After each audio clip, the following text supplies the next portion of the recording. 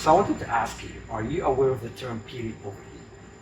From what I know, period poverty means a female who is unable to afford basic healthcare products that assist during their time where they have periods, so they can't get things like there's the product that helps absorb the blood down there, and also things that clean up. So basically, they can't afford these products, and therefore they have period poverty. That is what I'm of the term. And do you think those products, they are called sanitary products or products of menstruation? The period products as a simple term. Do you think they should be supplied by the governments or like schools for free? As it sounds unfair that the woman or the menstruators will need to spend more expenses or money on such products that is needed just, for example, like as a personal need, and a woman can survive without it. Otherwise, it can lead to many diseases, which is another topic about menstrual hygiene. What do you think? Well, when you think of it that way, right, a human normally needs three things to live: food, shelter, and water. And in the case of women, these periods are inevitable. They will go through it, and there's nothing you can do about it. So the fact that they have to go through it, the fact that they have to incur more expenses to deal with it, it does really it leads to that supporting the argument that it should be provided by the government and by schools. And in my opinion, I do agree, because periods can go, from what I know, periods can go very south, like very bad, if if they have no proper If it's untreated well. if it's untreated well, yes, then it can go really bad. Therefore, it should be treated as a necessity provided by the government or schools or any organization, so that they will not have to worry about these issues being an actual problem. So thank you so much. No, yes.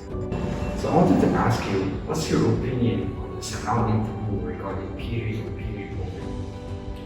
This is the thing, people should be really open about talking to people about periods, because it's something natural, it happens to every woman, and everybody should be educated. So the word period should be something normal, because sometimes girls, they need help, and some will be like, yeah, like they get awkward, so that should be actually removed. Taboo on period poverty, that shouldn't be there, because it's not our choice, we got it naturally. And people should actually help anyone in need in any way they can, because at that situation girls kind of might feel uncomfortable, because the society could see it's, I can't say it's not nice, but still some of them, because it's a taboo, could feel embarrassed. So that should be like removed, so that everybody is there to help each other. Interesting. Thank you so much. Very good answer. Hello. So the question I wanted to ask you is, whether do you think that sanitary products or the period products should be supplied for free by the governments or the schools? So what's your intake on this? Agree or disagree? It depends on the people. Like for the if the person came from privileged, non-privileged family, the government should give for free. But if like the person came from the rich family, it doesn't matter. Like I think it's not necessary for them to take. Government has a lot of like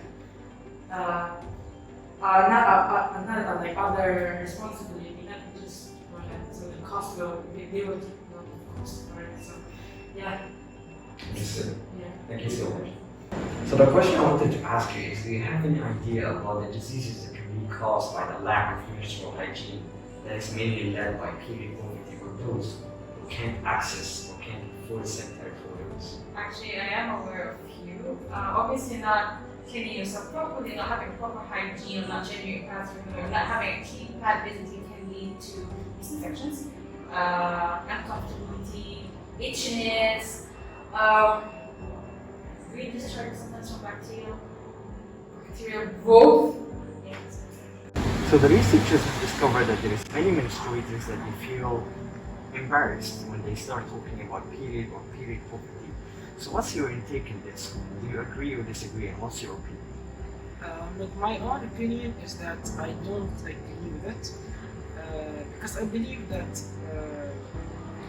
a person or individual, okay, he has to be educated about this kind of thing because one day or another he will get engaged and he might face the situation that his wife needs help with something like that. So it's better for him to be educated. So there's nothing to be embarrassed. So thank you so much. You're welcome.